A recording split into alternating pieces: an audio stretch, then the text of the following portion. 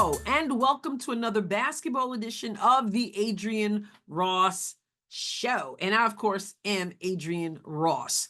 Are you ready for today's conversation? Before we get to it, make sure you hit the subscribe button if you haven't done that yet. Hit the join button if you have not joined the Adrienne Ross Show channel. Always, always much appreciated. Now, about a week ago, a co-owner of the Atlanta Dream, who, by the way, lost to the Liberty tonight, was swept by the New York Liberty. The owner made some comments about fans, or as she calls them, stans of the WNBA. In particular, she honed in on Caitlin Clark's fans / stans. And a few people have asked me, maybe several people actually, have asked me what I thought about her comments. And I said that I would get around to it. And I'm finally getting around to making some comments concerning that. Actually, even regardless of what she said, or if she had said anything at all, I'd already been thinking about something concerning this WNBA. And that is, I have never, in all my life, of all the years I followed sports, I've never, ever heard so much complaining about fans. We had Angel Reese in her podcast talk about Caitlin Clark's fans, talking about some kind of racial element to Caitlin Clark's fans. Now we have a co-owner of the WNBA who didn't hold back, who talked about those fans, how horrible they are, how unlike her they are. Now, I have never, I reiterate, ever in the history of all of my time watching sports, heard so much complaining about fans. Listen, you can't control people, okay? You want to grow the league, people are going to come into the league, people are going to say things you don't want them to say, people are going to act a certain way. It happens.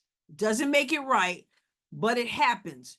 You're whining and complaining about it, and then making even that lopsided isn't going to help, okay? So I've never, I mean, people were sort of wired to go, you know, fans are fans. And then she's trying to say, well, fans are fans, but there really isn't a but.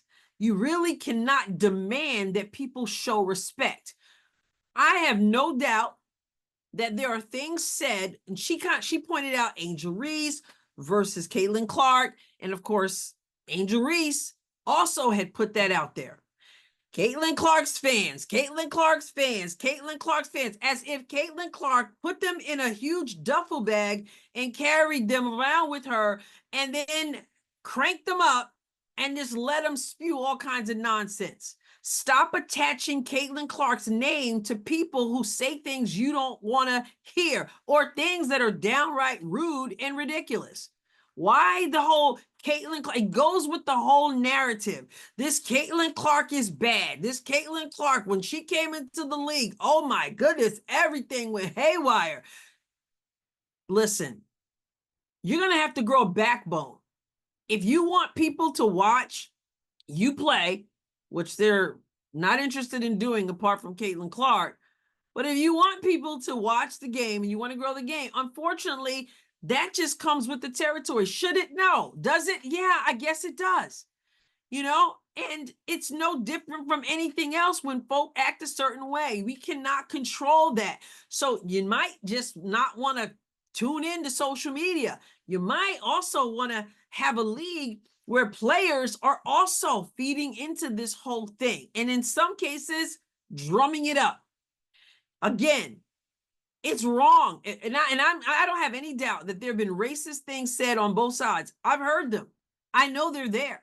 I know that there's been a racial element to this whole thing that people have decided to play into it. But if I'm a co-owner of WNBA, I cannot get up there and try to trash people, use the term stans, which is completely disrespectful and childish, really, and have this whole thing because you need a safe space. You're not in the business for that, unfortunately. We're not in the time period where social media is not a thing. Okay. It is what it is, I guess. Now, I'm not for sexualizing anybody. And hey, check this out. I'm not even for a player such as Angel Reese sexualizing herself. But that's a whole different conversation. No, I'm not for sexualizing. No, I'm not for following people home. No, I'm not for death threats. Those things are absolutely horrible. But again, people do what people do. And as horrible as it is, and so whining about it and complaining about it and using childish terms like stands and then attaching that to Caitlin Clark doesn't help anything. It really doesn't. What might help, again, is to back off of social media. But instead, we've got certain players. You guys mentioned Angel Reese, so I'll just mention her as well. You've got certain players who put themselves out there and then talk junk back to people out there, engage people. I also want to say this. I said, I don't doubt that there's racism on both sides. Not that this should have anything to do with racism. We're talking about basketball here. But I've heard certain comments. I've seen certain things. I've experienced certain things. What I don't understand is why the conversation is all about Caitlin Clark's so-called fans. I've seen more from Angel Reese's quote-unquote fans, even at me, even not just racism toward Caitlin. I've read countless racist comments concerning Caitlin Clark from Angel Reese's fans, not just toward white people, but toward other Black people if they dare support Caitlin Clark, if they dare say Angel Reese's game is, needs some work. All the spewing of racism has come. So I don't get why people are buying into this whole thing like, oh, it's only Caitlin Clark's fans that she packed up and put in a duffel bag and wound them up and then told them to say this stuff. I've seen more of it. I've seen more of it from the other side. It's wrong on both sides. But why is the conversation lopsided? Why? Let's take a look at some of what Ms. Montgomery said concerning Caitlin Clark and her quote stance. Let's just hear some of it. That ain't a representation of us. Y'all not like us. They not like us, okay? So please don't confuse me saying motivated by hate by meaning hating on a team the way a normal diehard fan would. For instance, let me just give you some examples. A diehard Falcons fan can hate the Saints, but they would be going a little bit too far if they created nude AI pictures of Saints players and then sent them to the Saints players' families. That's what Caitlin stans have done to Angel Reese.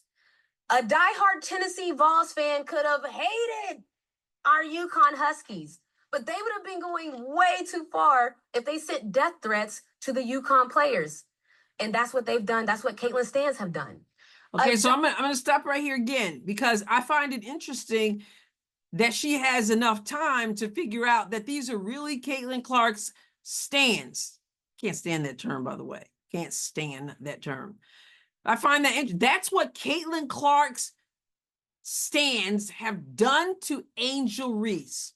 Where's the conversation of anybody who is purporting to be Angel Reese fans toward Caitlin Clark and Caitlin Clark's fans? Or should we not be concerned about that? Is that not just as egregious? Why is it just lopsided? Diehard Celtics fan could hate the Lakers. And you know what? If we being honest, that Celtics fan base has definitely gone too far with some of their racist remarks and their treatments of players. It's not okay. It's okay to be a hater in sports. Like, hating in sports is a part of the game. Like, I like when our fans are so engaged and so passionate that they just don't like the other team. But being racist, sexist, and violent with your words, come on now, what are we doing? What are we doing? Because I'd have a lot more respect for her if I heard her calling out both sides. But that's not what I'm hearing. I'm hearing her only seem to care about what is going on, supposedly. And like I said, I don't doubt that there's some of that stuff going on. because I've read certain comments. I don't spend a whole lot of time reading through a whole lot of stuff on social media, because after a while you start to feel real itchy, like, let me go clean up, because a lot of this stuff is just nasty and dirty, which is why it would behoove them not to spend that much time on there. But again, I don't doubt that certain things happen, and certain things are said. But why do you only care enough to call out one side? So I have to question your true concern about what's going on when your only concern is what Caitlin Clark's so-called fans are saying or doing to Angel Reese. And then you're talking about normal fans. Listen, people normal nowadays with social media and all this stuff, you cannot, again, there's no rule book on how people are going to behave. So what are you going to do about it? Maybe, maybe you need a plan. I don't know. I've not yet figured out a way to police how people think, what they say on social media. But to then just totally be, just come out at one person, attach her name to some people, and not even call out the other side. Come on now, that's not acceptable. I mean, honestly, imagine if one of the stands said the things that they were saying. What if they said it to your daughter, your wife, your cousin, your sister? Folks might be ready to fight, okay? Okay, and again, that works on both sides. Both Angel Reese and Caitlin Clark, both Angel Reese's fans and Caitlin Clark's fans have daughters, wives, children, cousins, husbands, all this stuff.